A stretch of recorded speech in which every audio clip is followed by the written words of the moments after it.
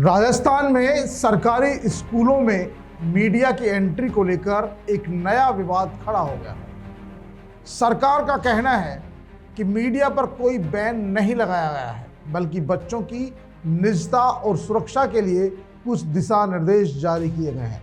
दूसरी तरफ विपक्ष, सामाजिक संगठनों और मीडिया से जुड़े लोगों का आरोप है कि सरकार स्कूलों की बदहाल व्यवस्थाओं को छिपाने की कोशिश कर रही है। सवाल यह है, क्या ये बच्चों की सुरक्षा का मामला है या फिर सरकारी स्कूलों की सच्चाई पर पर्दा डालने की कवायद।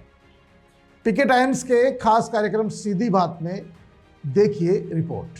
राजस्थान के सरकारी स्कूल एक बार फिर चर्चा के केंद्र में है।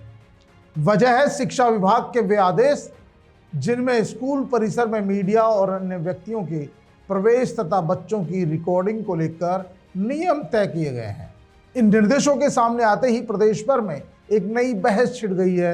विपक्ष और कई सामाजिक संगठनों ने इसे मीडिया की स्वतंत्रता पर हमला बताया है, जबकि सरकार लगातार सफाई दे रही है कि किसी भी तरह का प्रतिबंध नहीं लगाया गया है। शिक्षा मंत्री मदन दिलावर का कहना है कि सरकार की पहली जिम्मेदारी बच्चों की सुरक्षा और निजता की रक्षा करना है। नाबालिग बच्चों की फोटो, वीडियो या इंटरव्यू बगैर अनुमति के नहीं लिए जा सकते। मंत्री के मुताबिक यदि अभिभावक मौजूद नहीं है तो स्कूल के शिक्षक या संस्था प्रधान की अनुमति ली जा सकती है। उनका दावा है कि मीडिया की स्वतंत्रता पर कोई रोक नहीं है, लेकिन स्कूल में कोई भी व्यक्ति बिना उद्देश्य प्रवेश कर बच्चों से बातचीत नहीं कर सकता। लेकिन सरकार की इस दलील से हर कोई सहमत नहीं है। सीजेपी के राष्ट्रीय प्रवक्ता आशुतोष राका ने सीधे सरकार पर हमला बोला है।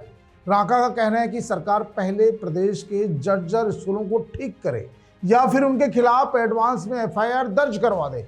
उनका दावा है कि वे स्कूलों की वास्तविक स्थिति उजागर करते रहेंगे, चाहे सरकार कितना भी दबाव क्यों नहीं बनाए। प्रदेश के कई सरकारी स्कूलों की तस्वीरें समय समय पर सामने आती रहती है।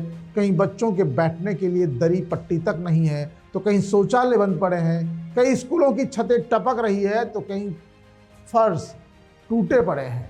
कुछ स्कूलों में मास्टर जी नहीं है, छात्र गायब है, तो कई स्कूल ऐसे भी हैं जहां टीचरों की भरमार है लेकिन स्टूडेंट्स नहीं है। तमाम ऐसे मुद्दे हैं जिनका मीडिया में आने से सरकार कई बार एक्शन लेती है और उसका लाभ बच्चों को मिलता है, लेकिन अब सरकार इस पर पर्दा लगाना चाहती है। कुछ दिनों पहले कांग्रेस जनता पार्टी ने पूरे देश में एक ऐलान किया था कि अब देश की सरकारी स्कूलों को सुधारने का बीड़ा उठाया जाएगा। जैन जी भी जगह जगह सरकारी स्कूलों में जाकर बच्चों की वाजिब समस्याओं को प्रशासन के सामने ला रहे हैं। ये कांग्रेस जनता पार्टी का मामला नहीं है, लेकिन पूरे देश का युवा और खास तौर पर अल्फा जैन जी भी जागरूक हो चुका है। जो स्कूल के बच्चे हैं वो भी लगातार धरने प्रदर्शन कर रहे हैं और अपनी समस्याओं की तरफ लोगों का ध्यान आकर्षित कर रहे हैं। सरकार की मजबूरी बन जाती है जब बच्चे स्कूल में टॉयलेट्स की समस्या उठाते हैं। सरकार की मजबूरी बन जाती है जब बच्चे टपकती हुई छत बताते हैं। सरकार की मजबूरी बन जाती है जब बच्चों के लिए टॉयलेट्स नहीं होते। और आखिरकार इन तमाम बातों की हकीकत अगर सरकार के सामने आती है तो फिर सरकार को उन लोगों पर कार्रवाई करनी पड़ती है जिन लोगों ने इन तमाम चीज़ों का पैसा खाया है या डकार गए हैं, और फिर उन सुविधाओं को दुरुस्त करना पड़ता है। आखिरकार बच्चों की इन समस्याओं को मीडिया सरकार के सामने लाकर एक बहुत ही बेहतरीन काम कर रहा है जिससे बच्चों को अच्छी शिक्षा मिल सके। जब सरकार लाखों करोड़ों का बजट सरकारी स्कूलों पर खर्च करती है, उनके बिल्डिंग्स पर खर्च करती है, उनकी फैसिलिटीज़ पर खर्च करती है, तो फिर आखिरकार सरकार को इस तरह का रोक लगाने की ज़रूरत कहाँ है। बात सीजेपी की नहीं है, क्योंकि आज का युवा जागरूक हो चुका है। आज का मीडिया भी कोशिश करता है कि जो वाकई में बच्चों की समस्याएं हैं उनको सरकार तक पहुंचाए। वहाँ मीडिया जाकर केवल बच्चों की बाइट्स भी तो वो लेगा जो बच्चे बोलेंगे, और जब वो कहीं जाएगा वो टीचर से पहले अनुमति लेगा, प्रधानाचार्य से। तो कोई प्रधानाचार्य जिसकी स्कूल में छत टूटी हुई है, फर्श फूटी हुई है, बच्चों के बैठने के लिए जगह नहीं है, टॉयलेट टूटे पड़े हैं, तो क्या वो किसी मीडिया के व्यक्ति को अनुमति देगा स्कूल में जाने की? कभी नहीं देगा। वहाँ पर अगर 5 टीचर पोस्टिंग है, 2 टीचर आ रहे हैं, 3 नहीं आ रहे हैं, तो क्या वो मास्टर हेडमास्टर साहब किसी मीडिया के लोगों को प्रवेश देगा? नहीं देगा। बच्चों के अगर वहाँ गिनती कितनी है, स्टूडेंट्स कितने हैं, अगर किसी भी तरह की कमजोरी है, कोई भी व्यक्ति मतलब चाहता ही नहीं कि सच्चाई सामने आए।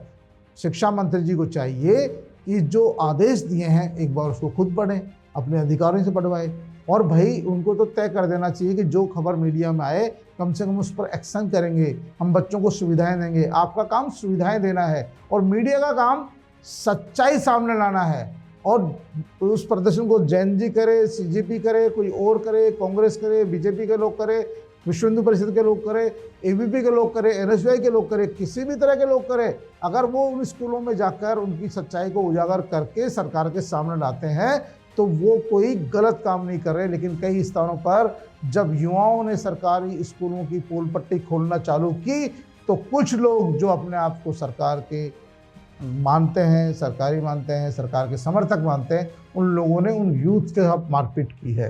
तो ये कहाँ का न्याय? एक मीडिया का व्यक्ति एक कैमरा माइक लेके आपके सरकारी स्कूल में जा रहा है, उसकी समस्या दिखा रहा है, और आपके 5 लोग 10 लोग वहाँ के जो स्थानीय लोग हैं उसको आके पीट देते हैं। जबकि आजकल जो स्थानीय लोग हैं वो जागरूक हो चुके हैं और वो इस तरह के स्कूलों की समस्याओं को उजागर करने का काम कर रहे हैं। प्रदेश के कई सरकारी स्कूलों की तस्वीरें समय समय पर सामने आती रही है। कहीं बच्चों के बैठने के लिए दरी पट्टी तक नहीं है, कहीं पर शौचालय बंद पड़े हैं तो कहीं पर है ही नहीं, कई स्कूलों की छतें टपकती रहती है तो कहीं पर फर्श टूटी पड़ी है, कुछ स्कूलों में मास्टर जी नहीं है तो कई छात्रों की संख्या बहुत कम है लेकिन टीचर्स बहुत है, कई पर टीचर्स डेपुटेशन पर लगे हैं।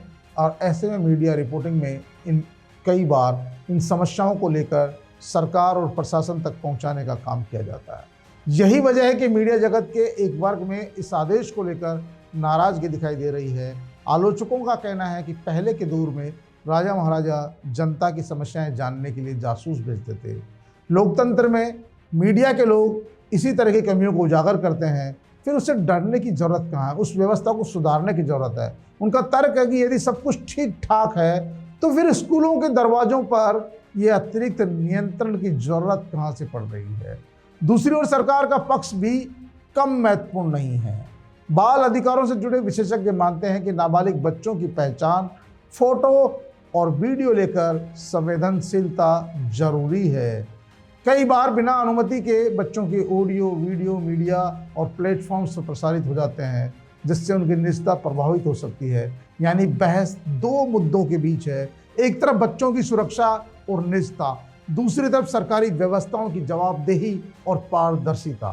फिलहाल शिक्षा मंत्री ये साफ कर चुके हैं कि मीडिया पर कोई बैन नहीं लगाया गया, लेकिन जिस तरह के आदेश को लेकर विवाद छिड़ रहा है उससे साफ है कि यह मुद्दा जल्द थमने वाला नहीं है। सबसे बड़ा सवाल यही है, क्या बच्चों की सुरक्षा और मीडिया की स्वतंत्रता के बीच कोई ऐसा रास्ता निकाला जा सकता है जहां न तो बच्चों के अधिकार प्रभावित हो और न ही सरकारी स्कूल की सच्चाई सामने आने से रोकी जा सके।